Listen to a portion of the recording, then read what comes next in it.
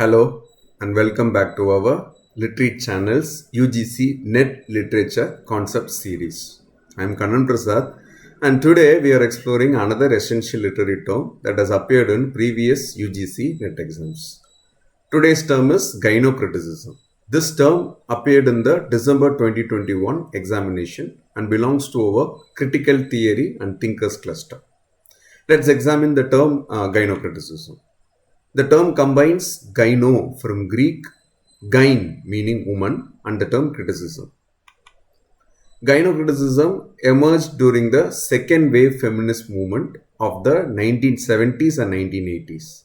This was a period when feminist literary critics were developing new methodologies to challenge mainstream literary criticism, which they viewed as a male-dominated and biased against women's writing. The term gynocriticism was first coined in 1979 by American feminist literary critic Elaine Showalter in her groundbreaking essay Towards a Feminist Poetics. Showalter introduced it as a specific approach to feminist criticism that focuses on women as writers. Simply put, gynocriticism is a feminist approach to literary criticism that focuses specifically on women as writers and on the female experience in literature. Gynocriticism has some key features. The key features include it studies literature written by women rather than representations of women. It examines women's literary history, styles, themes, and structures. It aims to develop specific models based on female experience. It seeks to uncover forgotten or neglected women writers. It focuses on the development of a distinctly female literary tradition. For UGC NET, remember that gynocriticism differs from earlier feminist criticism, which primarily analyzed male authors' representations of women. Let's explore how gynocriticism has been applied in literary studies. Elaine Showalter's own work exemplifies gynocriticism. In her book, A Literature of Their Own, published in the year 1977, she traced the development of British women's writing from the 19th century onward, identifying three phases.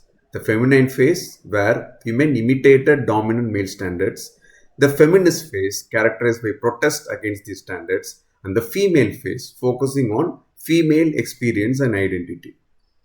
Sandra Gilbert and Susan Gubba's The Mad Woman in the Attic, published in the year 1979, is another landmark gynocritical study.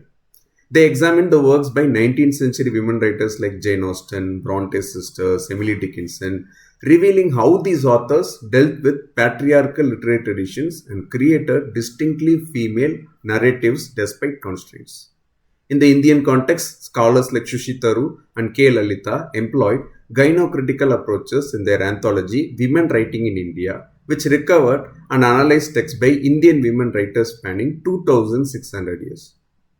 Gynocriticism has led to the rediscovery of many forgotten women writers. For example, Afra Ben, now recognized as one of the first professional English women writers, was largely overlooked until gynocritical scholars like Dale Spender highlighted her importance.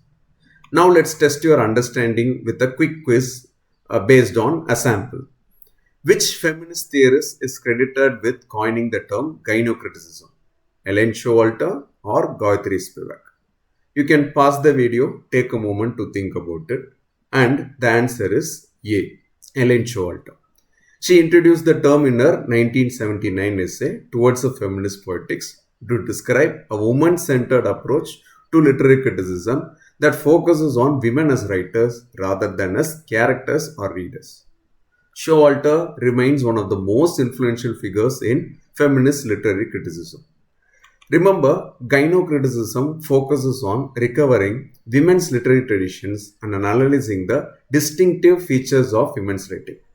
For your UGC NET exam, be prepared to identify key gynocritical theorists like Showalter and understand how this approach differs from other forms of feminist criticism. In our next video, we will explore another term. Thanks for watching Literate channel. Thank you very much.